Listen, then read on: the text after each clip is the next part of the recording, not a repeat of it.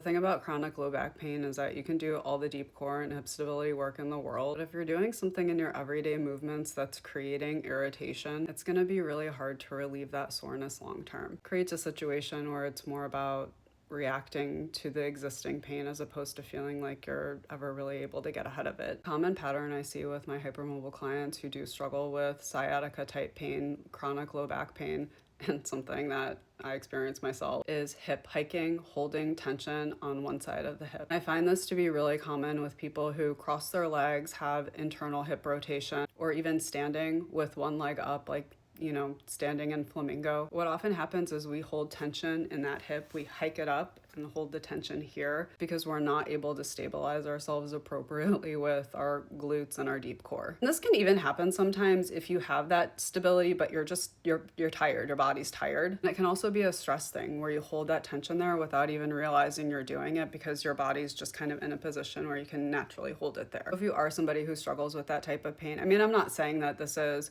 the entire cause of it, but surely it's not helping. And again, these are things where working on glute stability, things like the glute media, as well as deep core stability, especially things like the obliques that help with our lateral pelvic stability, very important. But if we're holding that tension every day, all the time, sometimes without even realizing it, it's going to take a lot longer for us to get to a point where it's not uncomfortable. And depending on how much tension we're holding there, maybe if ever, the exercise is important in helping your muscles to be able to actually do the stability work. But the other part of it is that mind-body connection and being able to tap into those muscles in daily life or tap out of them sometimes. Hope that was helpful.